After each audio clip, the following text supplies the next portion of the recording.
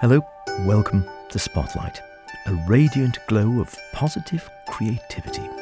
Spotlight, brought to you by the Isle of Man Arts Council.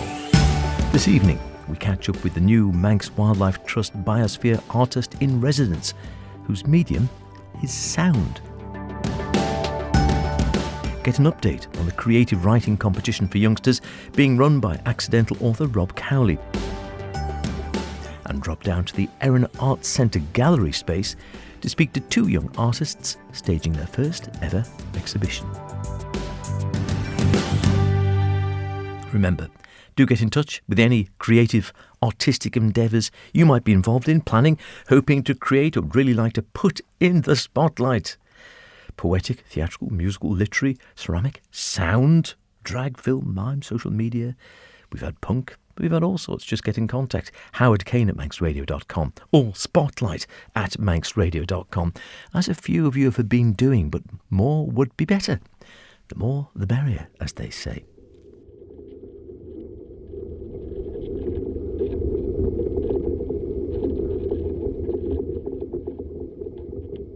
Now, sound is great for radio, of course.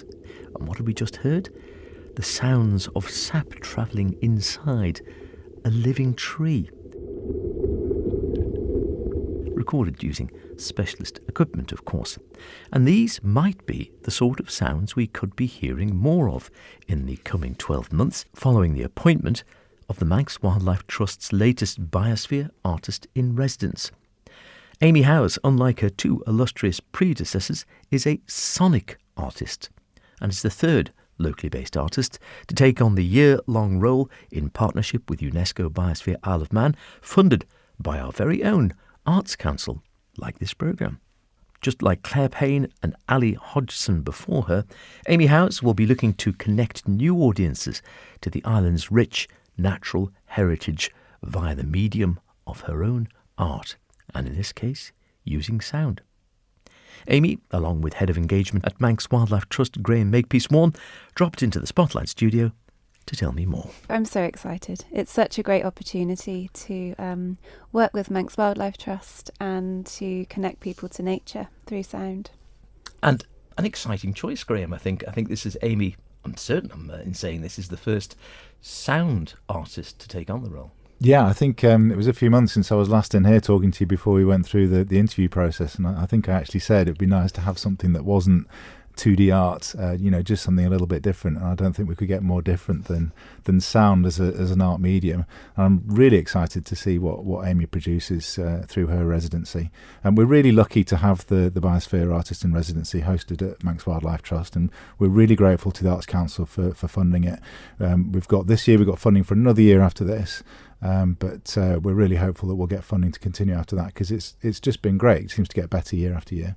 And has it been, or have you noticed since the scheme started, the Artist in Residence, do you think it does bring people more on board and make people think more about the wildlife on the Isle of Man, flora, fauna, the environment and such like? Absolutely. I think if you look at the Claire Payne, our inaugural artist in residence, and the most recent one, Ali Hodgson, both 2D artists, really good 2D artists, and they ran sessions where they had people out in nature looking more closely at it, drawing it, painting it, doing those sort of traditional art methods of just looking at the world around you and taking more notice of it. And that could do nothing but help people to be more connected to the world around them and nature. But I'm really interested to see what Amy can do through sound, and do the same sort of thing but through sound, because sound is another one of those senses that we probably take for granted and don't think about enough. But if you go out into our reserves like Harepen Woodland Park, especially if you go at 4 a.m. in spring and listen to the dawn chorus, sound is incredible. It's a really important part of our lives, and also has a great link to our well-being and our mental health.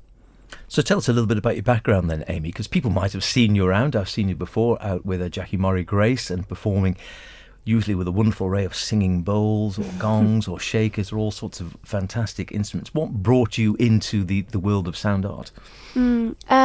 Initially, I worked as a speech therapist, or studied as a speech therapist, and as part of that I studied acoustics at uni, so that piqued my interest a long time ago. And then I started to attend sound baths in London when I was working in quite a stressful job, and they were the main thing that helped me to relax. And just tell us, for those who don't know, what a sound bath is. So a sound bath is a type of meditative experience where you lie down, usually really comfortably under a blanket, and you listen to the sounds of the gongs and crystal bowls and usually percussion as well. And the idea is that you're transported to a meditative state through this immersive sound experience. And so do you think sound can have a healing quality? I shy away from the word healing, but I do think it's certainly a very relaxing experience, and studies have shown that in certain environments with sound baths that your brain waves can slow with the sound. So you go from a fast brainwave state to a slower brainwave state that's usually associated with relaxation and meditation. Up to this point, as you're starting out in your residency now, how have you actually been working with your sound therapy? Is it the use of things like gongs and singing bowls, that sort of instruments? Yes, so I've got gongs and crystal bowls and a monochord as well. And I've usually used all of those instruments indoors, but also in outdoor events. So a couple of years back, I did a Sound at the Sound event, which is where I brought the sounds of nature indoors and combined those sounds with the gongs and the crystal bowls. So that was combining sound of rivers and the sea and seabirds, along with poetry as well. And again, as I mentioned, I've seen you a couple of times now, and other people will, I'm sure, as well, working with Jackie Murray-Grace and down at the Erin Arts Centre, and again bringing these sort of sounds into Jackie's sort of art world. And I suppose that's a great starting point maybe for where we're heading here with the artist in residence, because she often references lots of sort of natural sounds. She does. It's been brilliant to work with Jackie, and yeah, there's a lot of nature references in her work, and to bring sound to kind of enhance the spoken voice and spoken word that Jackie performs so beautifully. It just adds an extra immersive experience, and that will kind of lend as well to combining nature and the geophonies and biophonies that we have in nature. To combine those with the instruments is equally as exciting. So it is going to be exciting. I'm sure probably a bit nerve-wracking as well, coming in as the first sound artist. So do you have, it's early doors yet obviously, so it might be an unfair question, but do you have any sort of plans or ideas in your head of how you might sort of start out on this journey? Because as we said with Gray at the beginning there, it's very different to 2D art or sculpture or something when we're actually working with sound here. And then again, obviously with this theme of being the artist in residence, drawing people into the natural world. Yeah, so I hope to start with sound baths in nature, which will be recorded, hopefully binaurally. So we'll have that immersive experience through headphones at the end of the residency as well. And also I'm looking at plant sonification, which is where you I've got to explain that one, yeah. where you connect plants to sensors. So they might be like very gentle sticky pads that you put on leaves of a tree, for example, and that biological data in the plant is transferred into sound through a very clever process. And then I can use the data and computer software to manipulate the sound. So it's almost like the sound of plants and trees, almost like they're singing. So it's an adapted sound, it's not the actual sound of the plant, but that's where the creative aspect comes in there, which I'll be very well supported by a sound engineer for that part as well. Have you often been drawn to nature and the natural environment yourself? Yes, I grew up camping and being out in nature a lot. My dad always pointed out birdsong, I suppose, wherever we were. So that first immersive experience in sound, actually with birdsong has been an inspiration. Terrific. Will you have, or do you have like a website anywhere where people can sort of follow your progress or follow what you're up to during the year as Biosphere Artist in residence? Yes, so I have my own website, which is the Soundology website, which is my business. So the events will be on there, as well as the Manx Wildlife Trust website and social media. Sounds very exciting, Graham. I'm sort of quite excited listening to it. It's something, it is very different, like plant sonification, and I've seen a few of these bits and pieces. I was thinking, you was talking there, there's things like the down in Kew Gardens, there's the hive where they have all the sort of again, they use the same sort of technique you're talking about to get this lovely drone sound. It's not the actual bees themselves, but it's hypnotic, I think. Yeah, it's amazing. Totally. Yeah, it was the plant sonification that really excited the selection panel at interview. If I've understood it correctly, and correct me if I'm wrong, Amy, but the idea of being able to take the electronic signals from plants and how they react to either positive or negative stimuli, like watering, the plant or whatever, turn that into sound, but also using an EEG to be able to record the electronic signals from the human brain and how they react to being in nature. Just for me was a fantastic way to just really not visually but through sound show the link between people and nature, the fact that we are all part of the same thing, and we affect, the way we affect nature and the way nature affects us is really key to how we live and what we are as beings. Absolutely, yes. And funnily enough, I was talking to Nick Pinder earlier today, and I was thinking, as we were chatting, something off bats, because again, we never hear bats with our own ears, but of course you get a bat box, you get a bat detector, and you can hear the sounds that bats are punting out. I think things like that, would have greater scope. There is actually, when you think about it, there is a whole scope of things that are possible to be done, and it'll be very exciting to see what happens. You're looking forward to it, I assume you are. I am. I'm really excited. Most excited about the kind of final bringing everything together, like Graham said, the brainwave monitoring, and just showing how nature and sound can really enhance our well-being and also nature's well-being as well by connecting us more to it. Well, listen, many congratulations again. Thank you. Very best of luck for the year ahead. Will you come back and share, because again, perfect media for radio, of course, you come back and share some of these sounds and colours and nature with us during the year? I'd love to. Yes, please. Thank you very much indeed. Thank you. Sounds fascinating, doesn't it? I'm really looking forward to where Amy will go with this role, and hope to be able to bring you some unique natural sonic art from Amy in the coming months. As I say, her role is just made for radio. Spotlight, brought to you by the Isle of Man Arts Council. Now, we heard from accidental author Rob Cowley a few weeks back. Rob is launching a creative writing competition for youngsters to try and inspire a love of writing from an early age, with the winners being able to see their work being published in Rob's forthcoming books. And there's a cash prize as well. What's not to like? Well, entries have now closed, and Rob's been in touch to give me a bit of update, and it is all, I'm glad to say, good news. He says he was initially worried the competition might not be successful when pitching creative writing when you think you're in competition with phones and computer games and such like.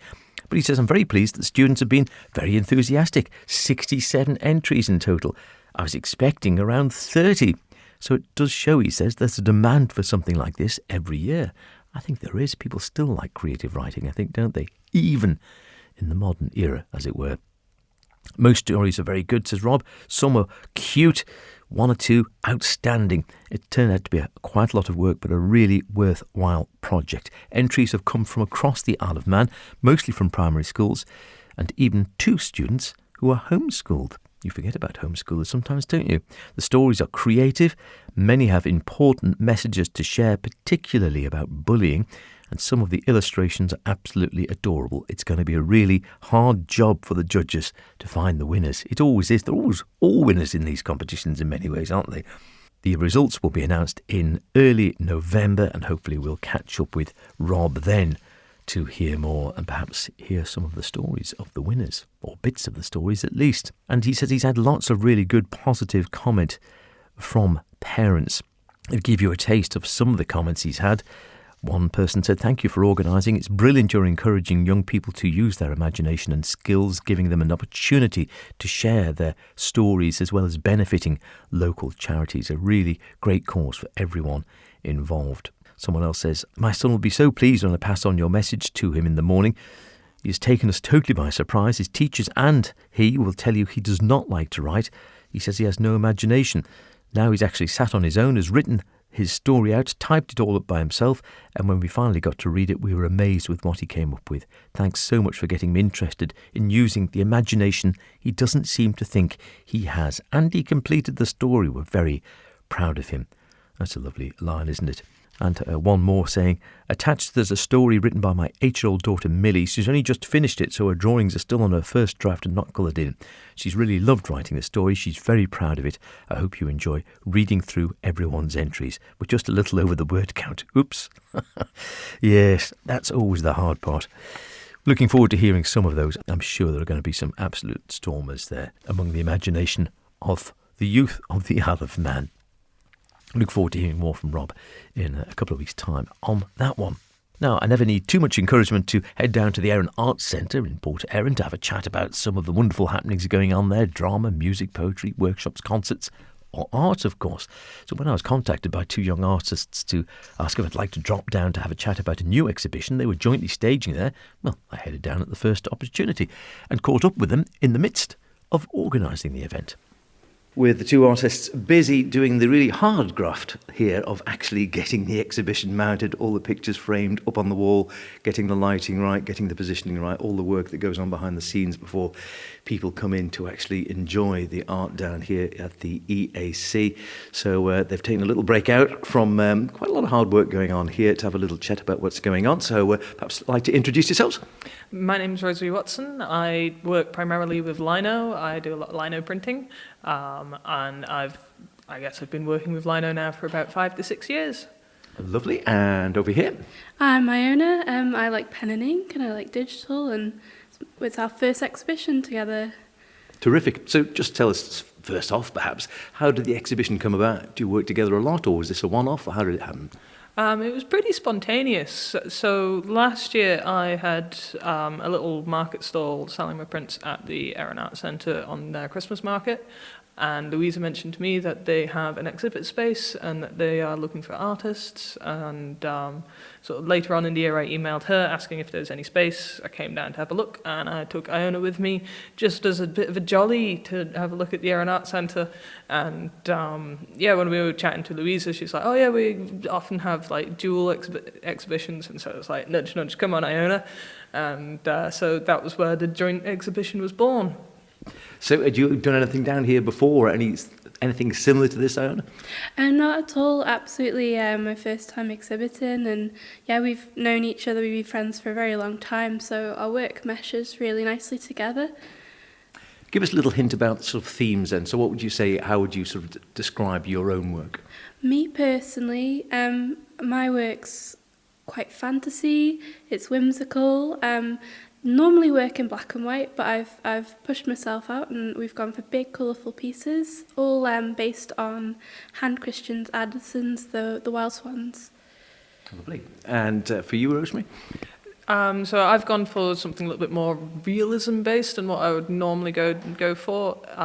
The set that I've done is all based on a really dramatic scene that I saw down in Sulby, where I live, which involved a buzzard attacking a flock of ravens. It was a really dramatic scene, and it just kind of stuck with me. So I've been wanting to build that image out into, hopefully, if it gets hung the way I envision it, into sort of almost a mural made up of the individual pieces. And is this something that inspires you a lot, sort of nature and the surroundings here? Yeah, I find the landscape of the island particularly inspiring. There's something very beautiful about its sort of remote ruggedness, and the wildlife that we've got here is just fantastic, really. And what sort of media do you normally like to work in? Primarily lino, so lino printing. A lot of people, they either haven't heard of it or say, "Oh, I did that in school." Well, I was going to say exactly that. I remember lino printing in school. Is it the same or totally different to that? It's pretty much exactly the same in concept. You've got different mediums, which is either like a rubber-based one, which is what I used for this exhibit, or traditional lino, which I also enjoy working with. And yeah, depending on what type of school you went to, you'll have worked with one of those two, and it's just taking away anything that you want to be the paper colour and leaving behind anything you want to be coloured by ink. So yeah, very simple in concept. Oh, and what is it that attracts you to using that? I find it very meditative, carving out the blocks. I really enjoy being able to spend a lot of time on a piece as well, and really focus in on the mark making that I'm doing. I also find that the sort of final reveal of the print, it makes something look a lot more finished for me personally than if I'm working with pen and ink. Then I tend to end up overworking a piece because I don't really know when to down tools when it's done. But once you've done a print and you peel it off from your block, it's like, that's it, that's the finished piece, it's done. And Iona, we were just looking a little bit further up with a few your pieces already hung there, and you were saying you use sort of digital media. Can you describe a bit about that? Because we were looking, you were showing me some of the sketches in your notebook, and then how do you transfer them to what we see on the wall? Yeah, I've always historically loved to do really tiny doodles with lots of details. For this, I picked up something I haven't really done since I was a teenager, where I brought the images, the really fine detailed stuff, and I've blown them up into poster-sized pieces. And in order to do that, I pull them into Photoshop and resize them and entirely redraw them, and then colour them layer by layer on Photoshop. And so the exhibition itself, is it sort of, are the two sort of intermingled, or is it two sort of separate as you go through the exhibition? We've clearly got two different sets of work going on, but we do like to pull from the same themes, like Rosie said, like the Isle of Man's so inspirational, so there's lots of motifs of nature and forests and mushrooms that you'd get here, and birds and fish that you'd get here in my work, as well as Rosie's. So there's a common thread, but they're two different pieces. And it is very naturalistic. I was looking at some of the swans there, and then further up you've got this toads going on. As you say, there's a lot of nature going on. But where did the link with, say, Hans Christian Andersen, was that something, is that sort of fantasy side and fairy tales something which has always fascinated you? Yeah, I'm massively into illustrators as artists, and it was really nice to pull something that would look like a plate in a book and make it into its own piece for this. Do you think, is this going to be the first of several? Do you hope, you were saying it's the first exhibition for the pair of you, so it's, I suppose, quite an exciting time, is really, to actually get a first exhibition going? Yeah, it's sort of something that's always been a goal of mine that felt very remote and far off, and I would very much like this to be something that I get to do again. I would be really excited to do future exhibitions. I don't know what I'd do it on, but sort of planning a whole set that's meant to be cohesive and work together as a group of prints, rather than having just a set of like the individuals that you'd sort of carve out and it's done. I really, really enjoyed that. I enjoyed having the planning of like, you've got one piece, but it's meant to speak to the other pieces within the set, and it tells its own story. It works by itself, so if somebody particularly liked one of them, they would be quite happy to have it hung up by itself without needing all of its friends. But when they're all together, it tells a story, and I really, really enjoyed that side of putting the exhibit together. And is that difficult? Because I often think whenever I go to an exhibition, I'm thinking, how on earth do the curators or whoever puts it up decide what goes where? Oh, I have a vision of where I'm going to be putting things. When we came down way back, I think it was in the end of July, early August, when we first spoke to Louisa about doing the exhibition, I took a load of photos of the walls, and then I drew my thumbnails on those photos. So all of my little thumbnail sketches, fingers crossed, have got a place where they're meant to be hung. However, I am not so good at sizing and scale, and my main piece is a little bit bigger than it was originally intended to be, and I don't know if the supporting cast is going to be able to fit next to it, so they might be slightly more spread apart than I intended. What about you, Iona? Do you like this side of it, this sort of, I suppose it's the nitty-gritty to a degree, the actual getting the art onto the wall, getting the lighting right so that people can see it to the best advantage? I've been quite minimalist and simple and kept everything in the same format. For me, like working on one piece, then visually led onto the other bit by bit, picking it away at the story.